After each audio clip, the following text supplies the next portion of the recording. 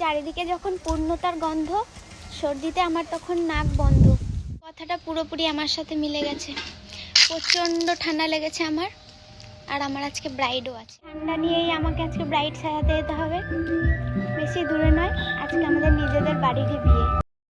ব্রাইডের বাড়িতে চলে এসেছি, আর এটা হচ্ছে আমার বাবার মামার বাড়ি। ওই দেখো আমার বাবা মণ্ডপটাকে একটু সাজাচ্ছিল। আর ও হচ্ছে আমার সম্পর্কে পিসি হয়। পিসি ভাইজির সম্পর্ক আমাদের মধ্যে নেই, যেহেতু আমরা সমবয়সী। আর ও আমার খুব ভালো ফ্রেন্ড। আর বিয়ের দিনও আমরা একটু খুনসুটি করছিলাম আর কি। ডেটটা হচ্ছে 5ই ডিসেম্বর, আর 5ই ডিসেম্বরে ওর বিয়ে ছিল। ভিডিওটা পোস্ট করতে আমার একটু লেট হয়ে গেল। তোমরা হয়তো আমার গলার ভয়েস শুনেই বুঝতে পারছো যে আমার প্রচণ্ড ঠান্ডা লেগেছে আর প্রচণ্ড শরীর খারাপ। তো সেই নিয়েই আমি ওকে সাজিয়েছি 2 দিন। এরপর ওর গায়ে হলুদটা হয়ে গেলেই আমি ওকে সাজাতে বসে যাব।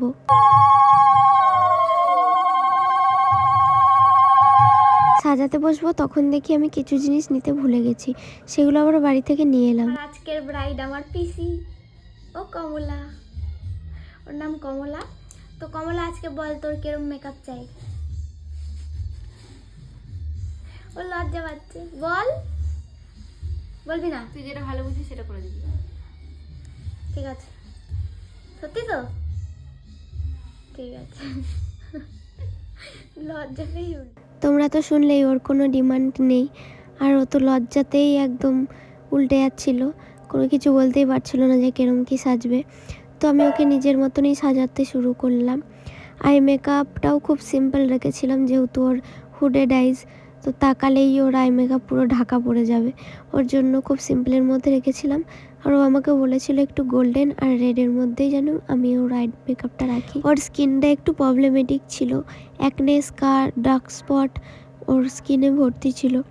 আমি ওকে অনেক দিন আগে থেকে বলছি যে একটু ট্রিটমেন্ট কর, একটু যত্নে থাক।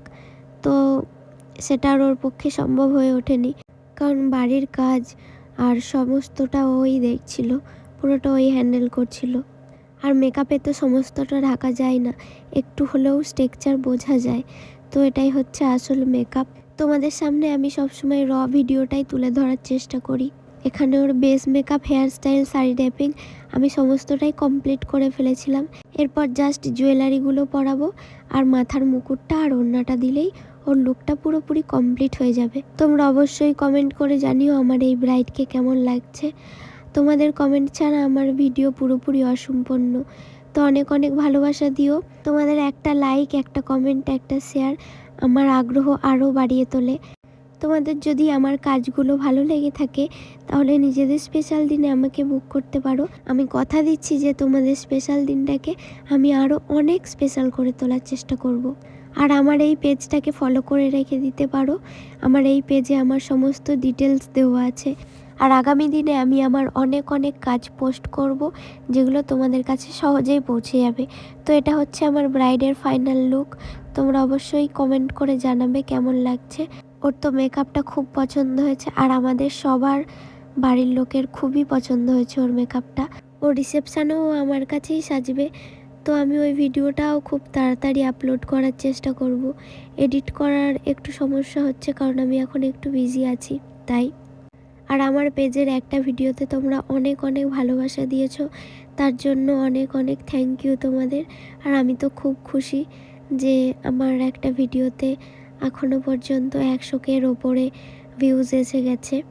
তো তোমরা এইভাবেই পাশে থেকো, আমার সাথে থেকো।